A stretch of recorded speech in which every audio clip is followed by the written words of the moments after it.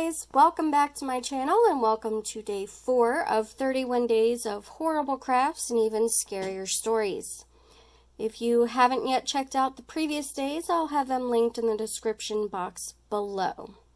Today I'm going to ramp up the spooky and tell you about my dog Franny.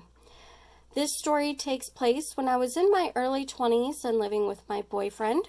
We lived in a condo and wanted a small dog. Luckily, we found a local shelter that had some Shih Tzu puppies that had been given up for adoption, so we went down and adopted one. For context, in case you don't already know, Shih Tzus are very small dogs with very short legs, and we had a king-size bed that was on risers. The bed was actually so tall that even I had to use a stool to get into the bed. When we would sleep, Franny would sleep on her doggy bed in the corner of the bedroom, as I knew she was too small to get down off the bed by herself if she wanted to. On night 2 is where things kicked off in our home. We were sleeping, and my boyfriend nudged me to wake me. He told me Franny was on the bed. Of course, in my sleepiness, I forgot that she was too short to jump up on the very tall bed. So I turned over to get her off the bed, and I saw she was actually sleeping soundly in her bed on the floor. I shrugged it off and chalked it up to him dreaming. The next morning, I asked him if he remembered telling me that Franny was on the bed the night before, and he said she was. When I told him she was actually sleeping on her bed when I looked, he had a confused look on his face. He told me he thought it was the dog because he felt something jump onto the bed, pull the covers tight around his throat, and growl. I told him he had probably dreamt it.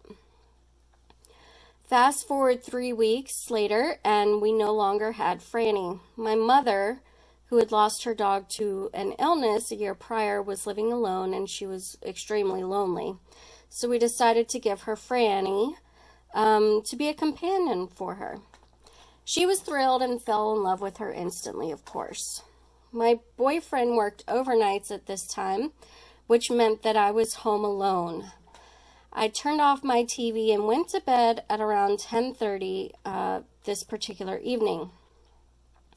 A few hours later, I was jolted awake by the feeling of the bed shaking. It felt very distinctly like an animal was running at full sprint from the head of the bed to the foot and back again, over and over. I was facing the edge of the bed, so I rolled over to see what the hell was happening, and it stopped, almost like it had never happened. But the covers on that side of the bed were a mess. I got out of the bed and turned the lights on to see if there was anything in the room, but there wasn't. We had a lot of strange things happen in that house, which I'm going to be including in future episodes of the series, so stay tuned for that. Tomorrow I'll be talking about some of my favorite horror movie review channels, so you'll definitely want to check that out. Again, if you haven't watched my previous episodes, they are linked in the description box below. Thank you guys so much for watching, and take care.